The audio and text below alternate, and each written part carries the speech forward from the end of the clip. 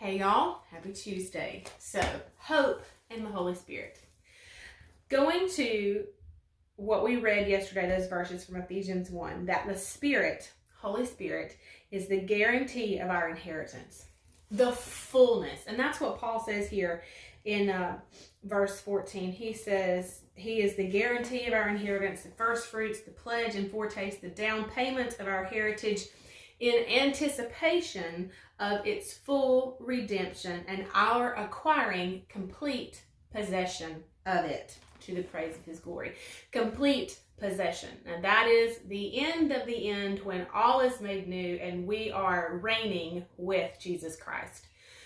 Everything between when we say Jesus is Lord to reigning with Jesus, everything in between that, Holy Spirit is our guarantee, our first fruits. And that is for promises here in this life. Holy Spirit is our guarantee. And that is for what is left to come. Holy Spirit is our guarantee. And the deal has been sealed. And that King James Version is a little stronger than the Amplified, especially when you understand and you think about the concept of that sealed envelope. When when they used to melt the wax and then the signet ring would go in, and that is what would seal an envelope. Well, that's how you have been sealed. And so that envelope was only to be opened by one person, who it was intended for, who it was sent to. And so we have been sealed with the Holy Spirit of promise. And I preached New Year's message going into 2020. And part of that message was this. And so as I was meditating on Holy Spirit and hope, this came right up. And Luke 24, where the two disciples, so despondent and so distraught, leaving Jerusalem after Jesus had been crucified, not seeing at all what they expected, Jesus comes along and the Holy Spirit makes some pretty incredible revelation there. But the King James of this Ephesians 1 says, He is our earnest, that the Holy Spirit is the earnest of our inheritance until the day of redemption. Now, I don't know if you know what earnest is. It's kind of like a down payment. But not. When we were buying our first house, we had to put down earnest money.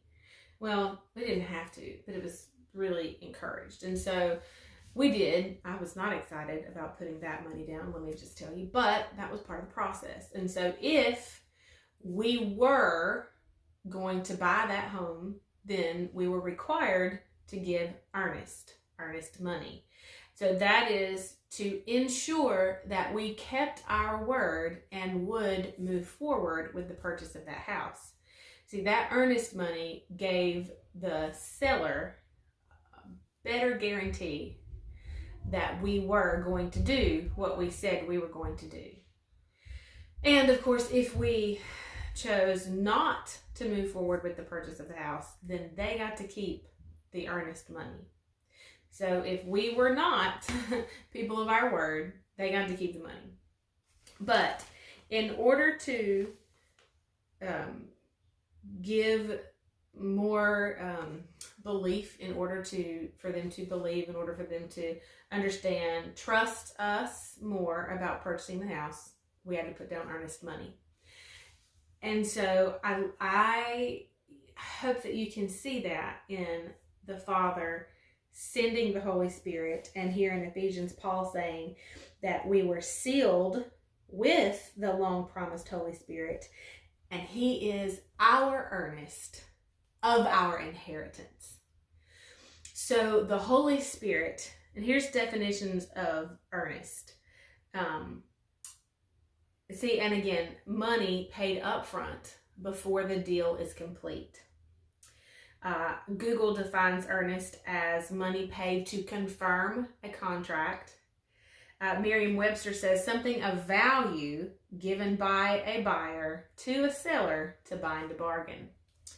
And so in light of those definitions, God has sealed us, has given us the Holy Spirit as earnest before the deal is complete to confirm that what he has promised is truth. Just let that sink in for just a little bit. That we have the Holy Spirit as earnest, as a guarantee, as the first fruit of all.